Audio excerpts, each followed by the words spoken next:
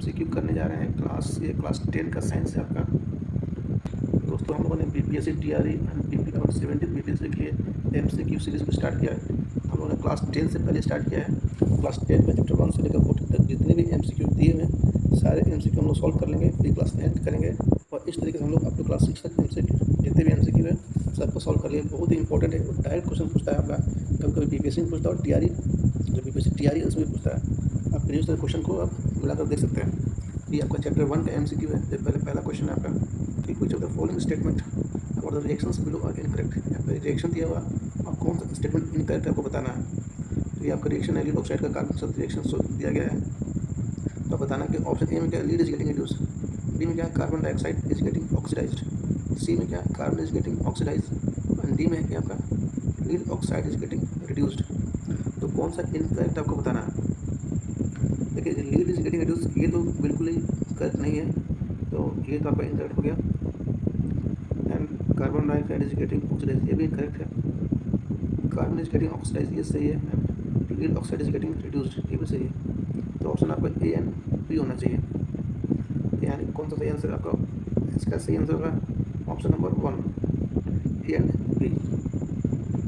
देखिए इसमें क्या है, इसमें आपको केमिकल रिएक्शन दिया हुआ है, आयरन ऑक्साइड का अल्यूमिनियम से रिएक्शन दिया हुआ। आपको बताना है कि the above reaction is an example of, एक किसका एग्जांपल है। पहला ऑप्शन है कॉम्बिनेशन रिएक्शंस, बी में क्या डबल डिस्प्लेसमेंट रिएक्शन एंड सी में आपका है डिकम्पोजिशन रिएक्शंस और डी में है डिस्प्लेसमेंट रिएक्शन। तो इसका सही आंसर ऑप्शन डी ये आपका डिस्प्लेसमेंट रिएक्शन है। अब देखते हैं क्वेश्चन नंबर 3 में क्या दिया हुआ है। क्वेश्चन नंबर 3 देखते हैं, what happens when the dilute hydrochloric acid is added to the iron filings. Tick the correct answer. आपको करेक्ट आंसर को बताना है। पहला ऑप्शन है आपका जो हाइड्रोजन गैस है and iron chloride is produce, B में क्या है chlorine gas and iron hydroxide are produced, no reaction take place and iron salt and water are produced. तो इसका सही answer option A hydrogen gas and iron chloride are produced. Next question देखते हैं। तो next आपका कोई MCQ के form में नहीं है, बाकी सब सब्जेक्टिव क्वेश्चन है। देखिए पहला दिया एमसीक्यू है आपका, solution turns red litmus blue its pH is likely to be. इसका एक सॉल्यूशन है जिसका जो आपका जो लिटमस है, जो कलर आपका रेड से ब्लू चेंज हो रहा है, तो कौन सा सॉल्यूशन है आपको ये बताना है। तो देखिए हम लोग को पता है कि 0 to 7 जो पीएच स्केल होता है, 0 to 7 होता है, 7 से 14 होता है। अब 7 से 0 जाए तो ये आपका एसिडिक हुआ, अब 7 से 14 को जाएगा तो ये बेसिक होता है। जो एसिडिक सॉल्यूशन में क्या होता है आपका ब्लू से होता है रेड, ब्लू से रेड होता है, और बेस में क्या होता है आपका रेड से ब्लू होता है। तो इसमें क्या हो रहा है, रेड से ब्लू हो रहा है। देखिए यहाँ पर solution turns red litmus to blue, और इसका तो जाहिर सी बात जो रेड से ब्लू होता है वो बेसिक होगा। तो बेसिक है आपका जो पेज वैल्यू होता है वो 7 से लेकर 14 के बीच में होता है। तो देखिए 7 से 14 के बीच कौन सा वैल्यू है, यहाँ सिर्फ एक ही है आपका 10। तो the solution must be basic. तो इसका ऑप्शन डी इसका सही आंसर है। नेक्स्ट क्वेश्चन में देखते हैं, A solution react with crushed egg shells to give gas that turn the lime water milky. The solution contains, solution में क्या है आपका, तो ऑप्शन ए है आपका initial sodium chloride, HCl hydrochloride, LHCl and KCl। तो इस सॉल्यूशन में क्या है आपका सही आंसर ऑप्शन बी, इसमें हाइड्रोक्लोरिक एसिड होता है। क्वेश्चन नंबर 3 है आपका। देखिए क्वेश्चन नंबर 3 आपका न्यूमेरिकल है, तो इसका आप भी इसको सॉल्व कर सकते हैं। इसका आंसर होगा क्वेश्चन 3 का option number D. Question numerical तो बहुत डेली पूछता है। क्वेश्चन नंबर 4 देखते हैं, which one of the following types of medicine is use for treating indigestion. तो एक्चुअली इंडाइजेशन होता क्या है, जब एसिडिक फॉर्मेशन बहुत ज़्यादा हो जाता है हमारे पेट में, जब एसिड का जो एसिड का जो फॉर्मेशन है जब बहुत ज़्यादा हो जाता है तो इंडाइजेशन का प्रॉब्लम होता है। तो एसिड को न्यूट्रलाइज करने के लिए क्या चाहिए हमको, बेस चाहिए। ठीक है, न्यूट्रलाइज करने के लिए क्या चाहिए हमको, बेस चाहिए। यहाँ पर बेस, इसमें बेस कौन है इसमें, देखिए जो पहला ऑप्शन दिया हुआ आपका एंटीबायोटिक, एनालिसिक, एंटासिड और एंटीसेप्टिक। तो आपका जो एंटासिड है इसमें आपका ये इसमें आपका बेसिक प्रॉपर्टी होता है। ठीक है, ऑप्शन सी ये आपको न्यूट्रलाइज कर देता है एसिडिक फॉर्मेशन को, तो जो हमारा इंडाइजेशन वो सॉल्व हो जाता है। तो 4 का सही ऑप्शन है ऑप्शन सी। चलिए देखते हैं और कोई क्वेश्चन है कि नहीं एमसीक्यू, बाकी आपका सारे सब्जेक्टिव क्वेश्चन है। नेक्स्ट हमारा चैप्टर 3 है मेटल्स एंड नॉन मेटल्स। अब इसका हम लोग MCQ देखते हैं, इसमें कितने MCQ दिए उसको सॉल्व करते हैं। देखिए तो पहला क्वेश्चन दिया हुआ है, which of the following pairs will give displacement reaction. तो ऑप्शन है NaCl solution and copper metal, दूसरा का MgCl2 solution and aluminium metal, option C है आपका FeSO4 solution and silver metal, and option D है AgNO3 solution and copper metal. तो 1 का सही आंसर होगा ऑप्शन डी। कौन सा इसमें डिस्प्लेसमेंट रिएक्शन है, इसका सही आंसर होगा option D. Next question is, which of the following methods is suitable for preventing an iron frying pan from rusting. जो आयरन फ्राइंग पैन है उसको रस्टिंग होने से कौन सा प्रिवेंट करता है। ऑप्शन है अप्लाइंग ग्रीस, जब ग्रीस अप्लाई करेंगे तो उसको रस्टिंग प्रिवेंट करेगा। Applying paint, applying coating of zinc, and option D है ऑल ऑफ द अबव। जिसमें हम रोटी बनाते हैं, जो नॉन स्टिक तवा होता है, तो किसका कोटिंग होता है, तो ये सबको पता है कि उसमें कोटिंग होता है जिंक का, तो उसका ऑप्शन 2 इसका सही आंसर है, applying coating of zinc. Question number 3 देखिए, an element react with oxygen to give a compound with a high melting point, this compound is also soluble in water, the element likely to be, option है calcium, B carbon, C silicon और D में है iron. तो 3 का आपका सही answer है option C, sorry option A calcium. Question number 4 है, food cans are coated with tin and not with zinc. तो जो फूड का जो केन होता है उसमें उसके अंदर टिन का कोटिंग होता है, जिंक का नहीं, क्यों बताना है आपको। तो ऑप्शन ए में zinc is costlier than tin, option B में क्या है, zinc is higher melting point than tin, option C zinc is more reactive than tin, and option D क्या है, zinc is less reactive than tin. इसका सही answer होगा option C, zinc क्या है वो ज़्यादा रिएक्टिव टिन, इसलिए जिंक का कोटिंग नहीं होता है। नेक्स्ट क्वेश्चन देखते हैं, ऐसा कोई क्वेश्चन दिया है कि नहीं MCQ के फॉर्म में, बाकी सारे सब्जेक्टिव क्वेश्चन है।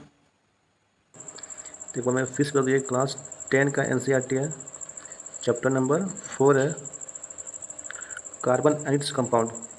तो चैप्टर नंबर 4 का ये MCQ में टोटल 3 MCQ दिया है NCERT में, और तीनों को हम देख लें एक बार, जो कि एग्जाम के लिए यूजफुल है। तो आपका पहला क्वेश्चन है, तो ऐसे इसको जूम कर देते हैं ताकि आप लोगों को देखने में सुविधा हो। देखिए पहला क्वेश्चन है, ethane with the molecular formula C2H6 has, इसमें कितना कोवलेंट बॉन्ड है ये आपको बताना है।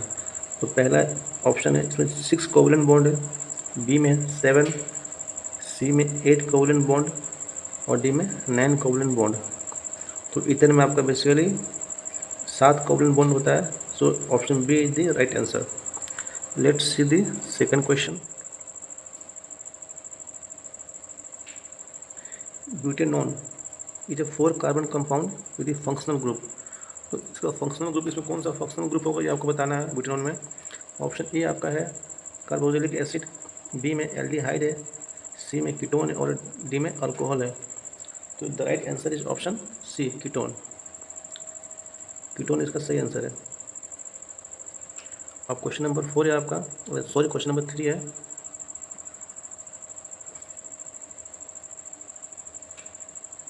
वाइल कुकिंग, जब हम लोग खाना बनाते हैं, the bottom of the vessel is getting black and, it means that अगर खाना बनाते समय जो आपका जो बर्तन का जो नीचे का पोर्शन वो काला हो गया, तो इसका मतलब क्या होता है। तो पहला ऑप्शन है the food is not cooked completely, यानी आपका खाना पूरे तरीके से नहीं बन रहा। बी में है the fuel is not burning completely, जो फ्यूल है आपका जो गैस है वो कम्प्लीटली बर्न नहीं हो रहा। सी में क्या है, the fuel is wet, and D में क्या है, the fuel is burning completely. तो ये तो ऑलमोस्ट सबको पता रहता है कि वो जब कोई फ्यूल पूरी तरीके से बर्न नहीं होता तो बर्तन काला होता है। तो इसका सही आंसर है option B, the fuel is not burning completely. इसमें टोटल 3 MCQ था जो हमने कर लिया।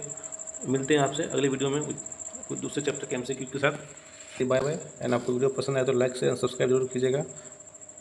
Thank you. Next chapter number 5, life process. देखते हैं इसमें कितने MCQ दिया हुआ है, चलिए स्टार्ट। देखिए जो पहला क्वेश्चन दिया है आपका, the kidney in human beings are a part of the system for. तो पहला ऑप्शन है न्यूट्रिशन के लिए, B excretion, C respiration, and option D में क्या, ट्रांसपोर्टेशन। तो किडनी कौन सा सिस्टम का पार्ट है, तो किडनी में क्या होता है, बेसिकली एक्सक्रीशन होता है। तो ऑप्शन सी इसका आपका सही आंसर होगा, excretion. Question number 2, the xylem in plant are responsible for transport of water, support of amino acid, transport of food, and transport of oxygen. तो आपने पढ़ा जाइलम और फाइलम। तो जाइलम का काम क्या है, तो जैलम का काम ये पानी को, जो वाटर को एब्जॉर्ब करता है और पत्तों को पहुंचाता है, ठीक है। It's carry waters and minerals. तो इसका ऑप्शन ए सही आंसर होगा। ऑप्शन ए के में क्या है, transport of waters and minerals होता है। तो क्वेश्चन नंबर 3 देखते हैं। The autotrophic mode of nutrition require, जो खुद से खाना बनाते हैं तो उसमें क्या क्या चाहिए, उनका रिक्वायरमेंट क्या होता है, जो हम लोग जो होता है फोटोसिंथेसिस, तो उसका रिक्वायरमेंट क्या पूछा जा रहा है ऑटोट्रोपिक मोड ऑफ न्यूट्रिशन में। देखिए ऑप्शन ए आपका कार्बन डाइऑक्साइड इन वाटर, ये भी सही, ये भी इसकी भी जरूरत पड़ती है। ऑप्शन बी में क्या है, क्लोरोफिल, ये तो मस्ट है। Option C sunlight and option D में क्या है, ऑल ऑफ द एबव। तो इसका सही आंसर होगा option D, all of the above. देखिए प्लांट जो न्यूट्रिशन मिलता है वो जब बनाते हैं, जब देखिए प्लांट को अपना न्यूट्रिशन कहाँ से मिलता है, by the process of photosynthesis. तो फोटोसिंथेसिस के लिए क्या क्या चाहिए आपका, वाटर चाहिए, सनलाइट चाहिए, क्लोरोफिल चाहिए, ये तीनों चीज़ चाहिए। तो ऑप्शन डी आपका सही आंसर है। Question number 4, the breakdown of pyruvate to give carbon dioxide, water and energy take place in option A cytoplasm, B mitochondria, C chloroplast और D ऑप्शन डी में क्या न्यूक्लियस। तो 4 का सही आंसर होगा ऑप्शन बी। ये कहाँ पर होता है आपका, क्लोरोप्लास्ट में होता है। Chapter number 6, control and coordination. तो first question is which of the following is a plant hormone. Plant hormone कौन है, सबको पहचानना है। तो ऑप्शन ए हमारा है इंसुलिन, बी में थायरोक्सिन, सी में एस्ट्रोजन और डी में साइटोकिनिन। तो ये आपका इंसुलिन तो होगा नहीं, थायरोक्सिन भी ह्यूमन बॉडी में रहता है, एस्ट्रोजन में ये भी नहीं होगा। तो सी ऑप्शन डी आपका तो सही आंसर है, साइटोकिनिन। ये क्या आपका प्लांट हार्मोन है। The gap between two neuron is called, दो न्यूरॉन के बीच में जो गैप उसको क्या कहते हैं। ऑप्शन है डेंड्राइट, बी में synapse, C action and D impulse. तो 2 का सही आंसर है ऑप्शन बी, जो कहते हैं साइनेप्स। ऑप्शन क्वेश्चन नंबर 3 है the brain is responsible for thinking, regulating the heartbeat, balancing the body and option D all of the above. तो brain तो ये तीनों काम करता है। इसका सही आंसर है option D, all of the above. The next chapter is chapter number 7, how do organism reproduce. तो पहला question, asexual reproduction takes place through budding in option A amoeba, B yeast, C Plasmodium and D Leishmania. तो sexual reproduction कहाँ पर होता है, तो इसका सही आंसर है ऑप्शन बी, ये ईस्ट में होता है। Question number 2, which of the following is not a part of the female reproductive system in human beings, ovary, uterus, वास डिफरेंसेस एंड फॉलोपियन ट्यूब। ये पूछा है कि कौन सा फीमेल रिप्रोडक्टिव सिस्टम का पार्ट नहीं है। देखिए तो ओवरी तो महिला में ही होता है, जो यूटेरस है भी महिला में ही होता है, जो फॉलोपियन ट्यूब है जिसमें आपका जो पीरियड्स में जो अंडा यहाँ पर मीन्स फर्टिलाइजेशन होता है वो भी तो आपका फीमेल में होता है, लेकिन जो वास्ट डिफरेंस है ये मेल में होता है। इसका सही answer option C, the anther contains. Option A में क्या, सेपल्स है, बी में ओव्यूल्स है, सी में पिस्टिल है और डी में पोलन ग्रेन्स है। तो सेपल तो होगा नहीं, ओव्यूल आपका ओवरी में रहता है, पिस्टिल भी नहीं होगा। एंथर में क्या होता है, पोलन ग्रेन्स होता है। जो मक्खी आती है ना, पोलन ग्रेन्स को लेकर जाकर आपका जो ओवरी में डालती है, स्टिग्मा जो होता है फूल का वहाँ पे डालती है, वहाँ से वो ओवरी में चला जाता है। ये जो ओवरी है यहाँ पे स्टिग्मा होता है, फूल के ऊपर जो होता है ये 3 पार्ट होता है, यहाँ पर जो फर्टिलाइजेशन होता है। तो 3 का सही आंसर है option D. A Mendelian experiment consisted of a budding tall tree plant bearing wild flowers with a short pea plant bearing with white flowers. The progeny all bore wild flowers, but almost half of them were short. This suggests that the genetic makeup of the tall parent can be depicted as, इसका सही answer है option number C,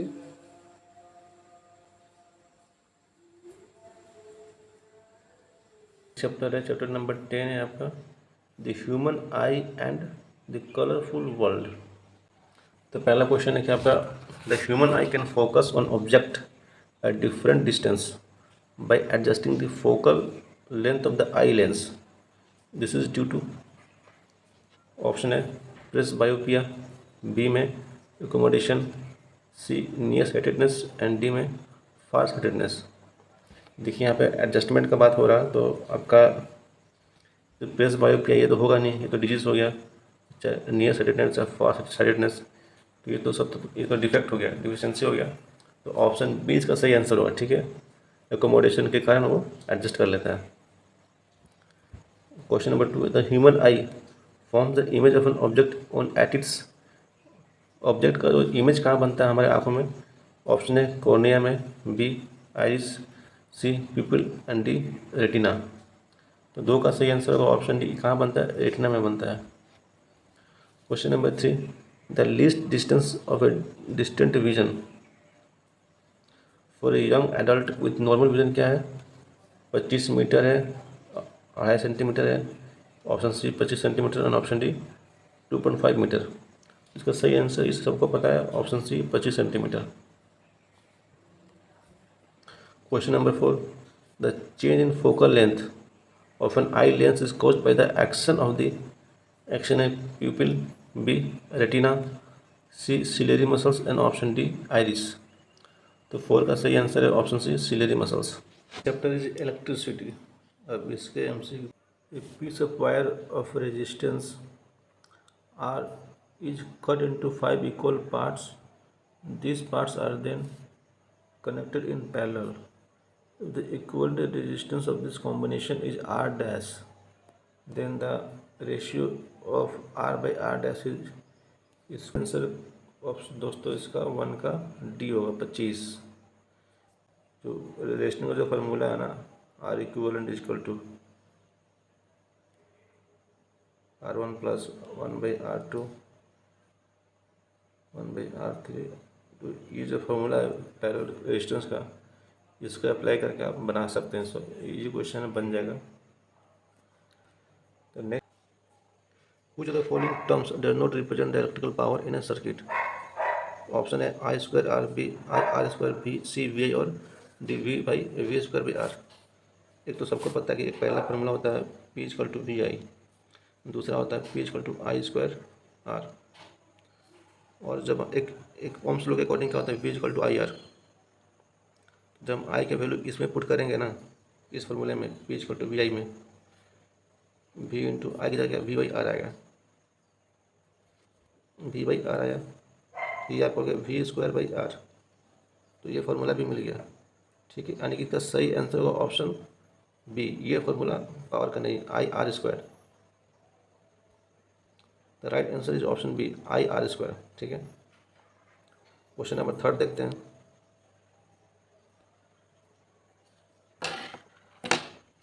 An electric bulb is rated 220 volt and 100 watt.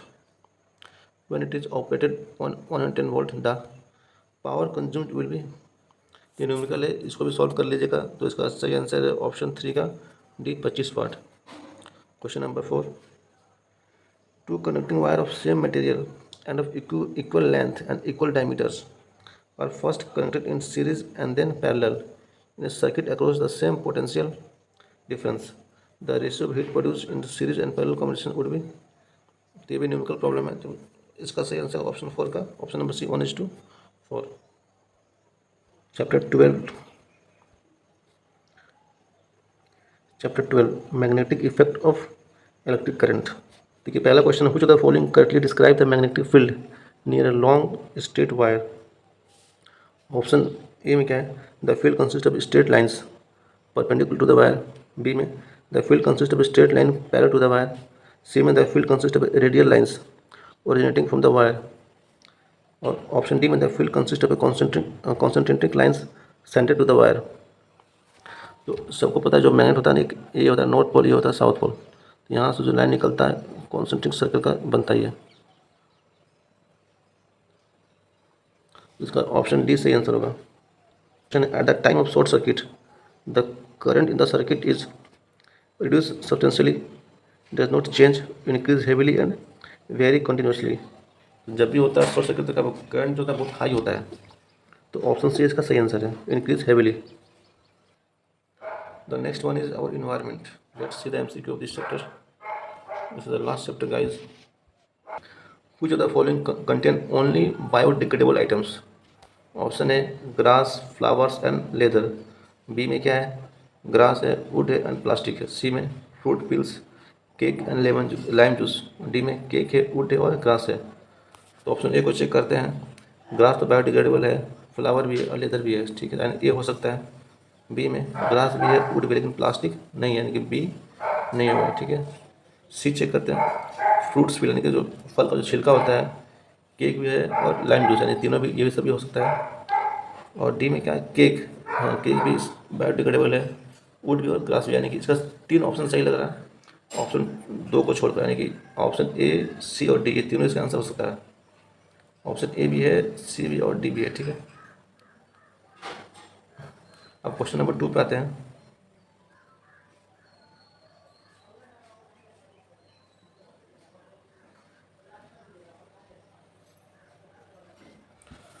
Question number 2 है, which of the following constitute A food chain. तो food chain पड़ा होगा ना, अपने घास को बकरी खाता है, बकरी को हम लोग खाते हैं, जो ये फूड चेन है ना, उसके बारे में पूछ रहा। देखिए, तो पहला ऑप्शन है grass, wheat and mango. B में है grass, goat and human. C goat, cow and elephant. D में ग्रास है, फिश और गोट है। उसका सही आंसर होना चाहिए ऑप्शन बी। जैसे ये ग्रास है, ठीक है ना, तो ग्रास को बकरी खाएगा और बकरी को ह्यूमन बींग खाता है। मीट खाते हैं ना जी आप लोग, मटन जो होता है। देखिए ऑप्शन बी में ग्रास को वीट तो खुद गेहूँ में। सी में गोट को खाएगा नहीं। फिश ग्रास खाएगा नहीं, तो इसका सही आंसर होगा ऑप्शन बी। कुछ of the following are environment friendly practice. Option है carrying cloth bag to put purchases in while shopping, यानी जब हम लोग बाजार जाते हैं तो कपड़े की थैली लेके जाते हैं, कुछ भी खरीदेंगे तो थैली में लेके आएंगे। अगर आप थैली लेकर नहीं जाइए तो क्या आप प्लास्टिक में लगे, तो प्लास्टिक का इन्वायरमेंट के लिए सही नहीं है, यानी कि ये जो ऑप्शन ए है ये सही लग रहा है कि हाँ जब भी जाएंगे बाजार तो अपना थैली लेके जाएंगे और थैली में अपना सामान लेके आएंगे प्लास्टिक की जगह पे। तो प्लास्टिक इन्वायरमेंट के लिए डेंजर है, तो उसको हम बचा एक तरीके से हम प्लास्टिक से बच रहे हैं, तो ऑप्शन ए सही है। ऑप्शन बी में क्या, switching off unnecessary lights and fan, ये भी सही है। बिना मतलब अगर पंखा और लाइट चलता है तो उसको ऑफ करना भी इन्वायरमेंट को बचाना ही है। मान लीजिए घर में कोई नहीं, पंखा और लाइट चल रहा है तो बिजली की खपत हो जाए, बिजली कहाँ से बन रहा है, मान लीजिए बिजली बनने में कोयला लगता है, पानी लगता है, तो इन सब चीज़ का वेस्ट होता है, तो आप उसको भी एक बचा रहे हो, इन्वायरमेंट फ्रेंडली काम कर रहे हो। ऑप्शन सी में walking to a school instead of getting your mother to drop you on a car. अब स्कूटर की जगह खुद चल रही पैदल तो भी सही है। अब वो जाओगे स्कूटर से तो क्या होगा, स्कूटर से धुआं निकला तो इन्वायरमेंट के लिए सही नहीं है, तो उससे भी इन्वायरमेंट को नुकसान पहुँचता है, यानी कि ये ऑप्शन भी सही है। सी भी सही है और बी भी सही, यानी कि होगा option D all of the above. So option D इसका सही आंसर है। तो फाइनली फ्रेंड्स, हम लोगों ने चैप्टर 1 to 13 के सारे MCQ को सॉल्व कर लिया। कम से कम तो आपको 4 से 5 नंबर मिल सकते हैं इस वीडियो से। कभी कभी तो अगर आपको मेरा कंटेंट पसंद आ रहा है तो वीडियो को लाइक से सब्सक्राइब जरूर कीजिएगा। थैंक यू, धन्यवाद, मिलते हैं अगले वीडियो में।